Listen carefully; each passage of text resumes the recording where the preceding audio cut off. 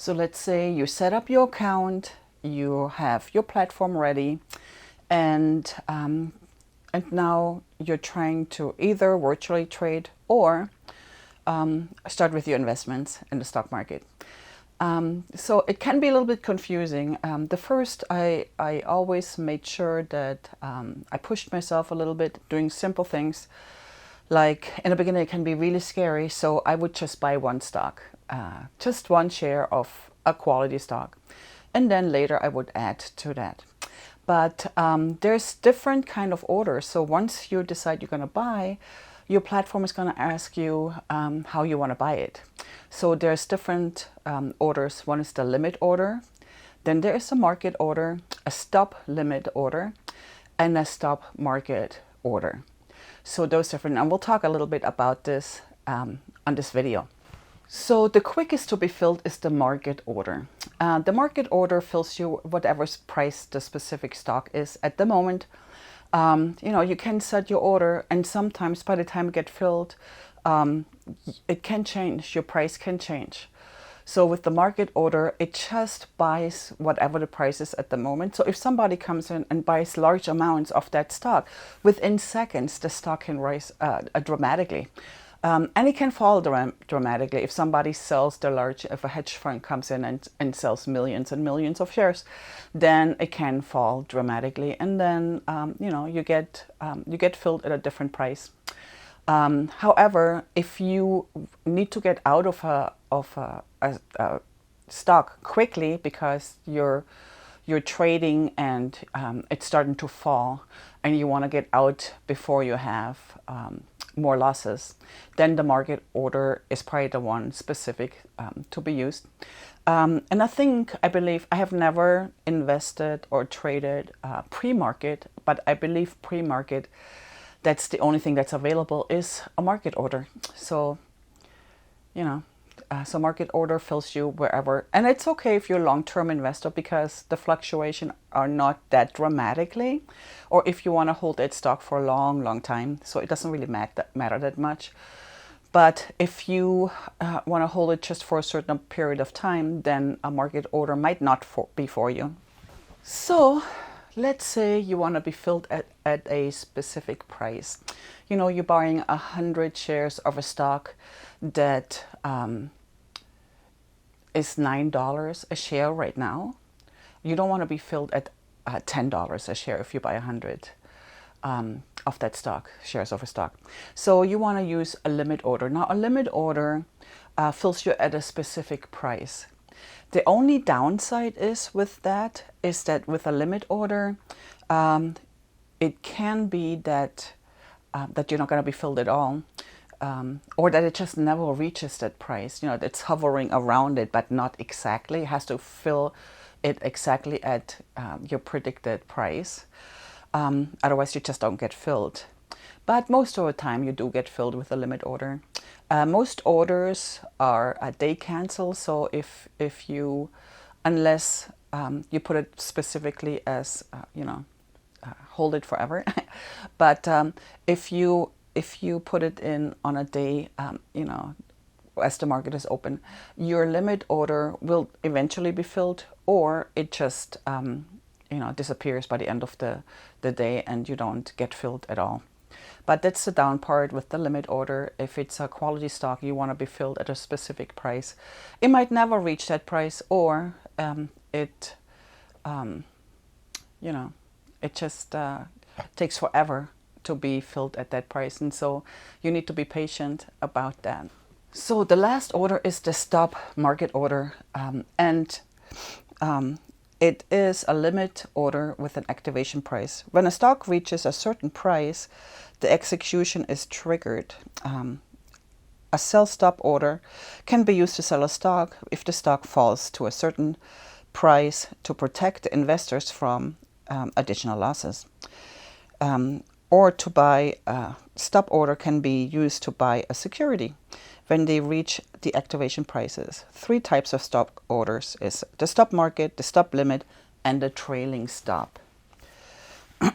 When a stock reaches a certain lower price, order triggers sells the stock at a certain price. This might help get the investors out of a falling position quickly.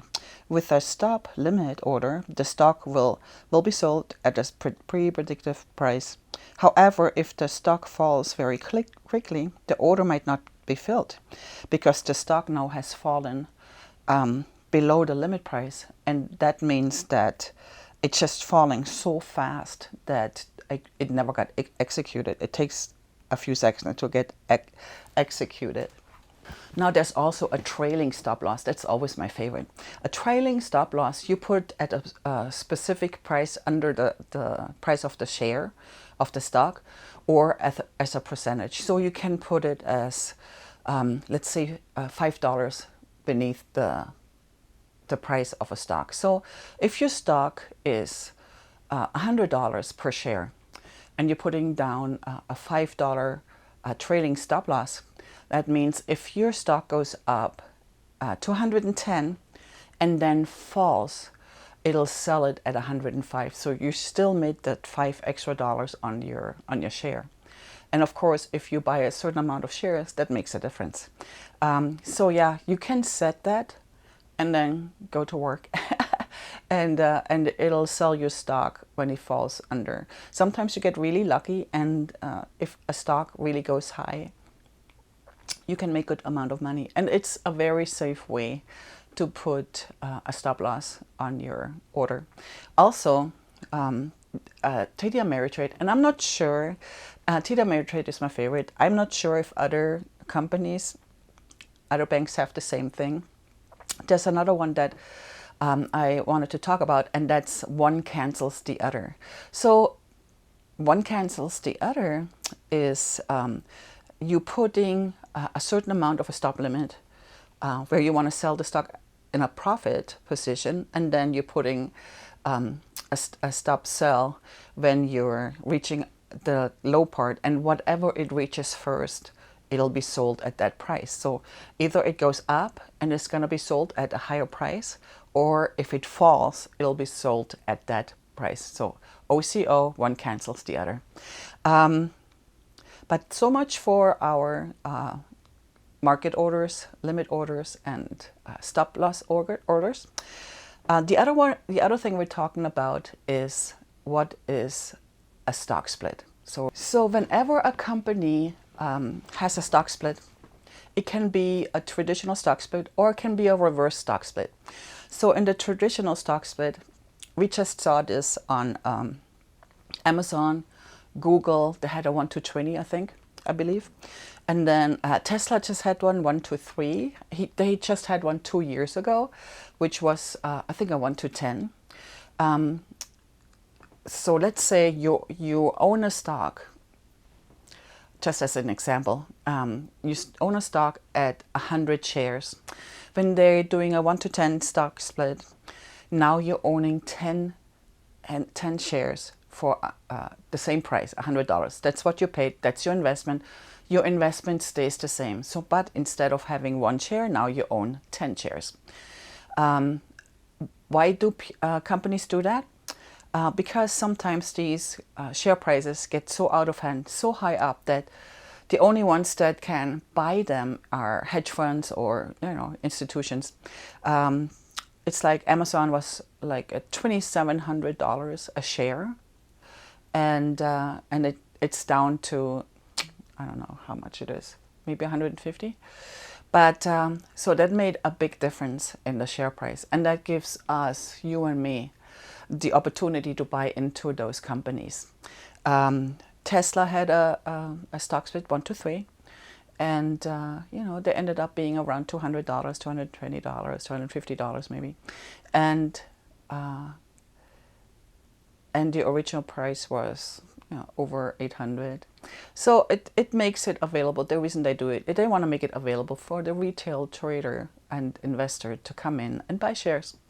And that usually it's also their benefit, not just ours, because it usually raises the stock price, even if it's just momentarily. But a reverse stock split is if a company's price, if they have too many sellers, a new company sometimes, They're just accepted into the stock market. They're new at the public stock market, and their price hasn't risen that much. If it goes under a certain price, they will be delisted. So what they're doing is, let's say you have 100 shares, 10 shares of $100, worth $100. They're doing a reverse stock split. If it's a 1 to 10, so now you have one share. Your investment is still the same, but you have one share. But it keeps them from being delisted from the public market. Sometimes this will bring the stock down, which is usually just temporarily. But if you're buying into a quality stock, this usually doesn't happen. But so much for this subject, so much for the stock split. So the traditional stock split and the reverse stock split. Your investment stays the same. You're just going to have a different amount of shares. So I hope you enjoyed this video. I'm posting every Friday. I haven't decided 100% yet at what time. I thought first 3 o'clock, but that might not be a good time. So I might post earlier in the day. But come back and see me. Thank you so much. I appreciate you listening. Goodbye.